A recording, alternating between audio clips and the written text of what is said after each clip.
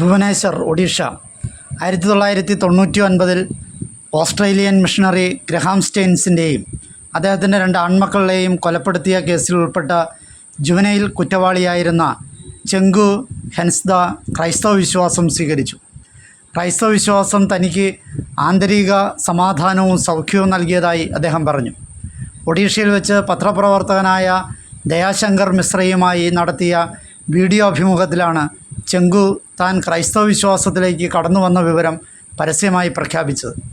ശിക്ഷിക്കപ്പെട്ട സമയത്ത് പ്രായപൂർത്തിയാകാത്തതിനാൽ 9 വർഷം ജയിലിൽ കഴിഞ്ഞ ചെങ്കു ക്രിസ്തുമതത്തിലേക്ക് കടന്നു വരുവാനുള്ള തൻ്റെ തീരുമാനം ആരുടെയും സമ്മർദ്ദത്തിൻ്റെയോ സ്വാധീനത്തിൻ്റെയോ ഫലമല്ല, മറിച്ച് വ്യക്തിപരമായ ദുഃഖത്തിൻ്റെയും ആത്മപരിശോധനയുടെയും ഫലമാണെന്ന് അഭിമുഖത്തിൽ പറഞ്ഞു.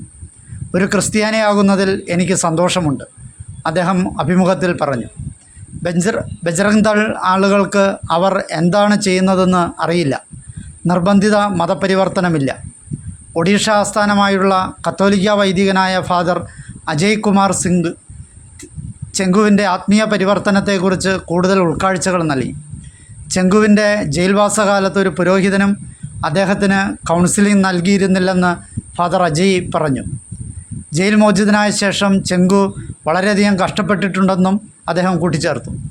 ആദ്യ ഭാര്യയെയും സഹോദരിമാരെയും മറ്റു കുടുംബാംഗങ്ങളെയും ചെങ്കുവിന് നഷ്ടപ്പെട്ടു. ഇത് അദ്ദേഹത്തെ വളരെയധികം അസ്വസ്ഥനാക്കി, ഫാദർ അജയ് വെളിപ്പെടുത്തി.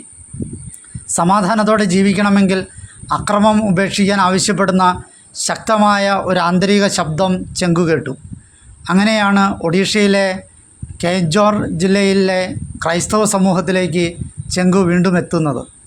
ആ ആന്തരിക ശബ്ദം ഒടുവിൽ അദ്ദേഹത്തെ ക്രിസ്തുമതം സ്വീകരിക്കാൻ പ്രേരിപ്പിച്ചു. ഫാദർ അജയ് വിശദീകരിച്ചു. ക്രൈസ്തവ വിശ്വാസത്തെ തകർക്കാൻ ശ്രമിച്ച സാവൂൾ പൗലോസായി മാനസാന്തരപ്പെട്ടതിന് സമാനമായി ചെങ്കുവിനെ പോലെ ക്രൈസ്തവരെ പീഡിപ്പിച്ച പലരും ഇന്ന് സത്യം തിരിച്ചറിഞ്ഞ് ക്രൈസ്തവ വിശ്വാസത്തിലേക്ക് കടന്നു വരുന്നുണ്ടെന്ന് ഫാദർ അജയ് പറഞ്ഞു. 2008 കാൻഡമാൽ ആക്രമണത്തിന് ശേഷം ഒഡീഷയിൽ നിന്നുള്ള നേതാവായ നാഗാർജുന പ്രധാൻ ക്രിസ്തുമതം സ്വീകരിച്ചത് ഇതിന് ഉദാഹരണമായി അദ്ദേഹം ചൂണ്ടിക്കാണിച്ചു. ചെങ്കു ഹൻസ്ദയുടെയും നാഗാർജുന പ്രധാനിൻ്റെയും മാനസാന്തരങ്ങൾ മനുഷ്യൻ്റെ മാറ്റത്തിനുള്ള കഴിവിൻ്റെ ഹൃദയസ്പർശിയായ ഓർമ്മപ്പെടുത്തലായി നിലകൊള്ളുന്നു.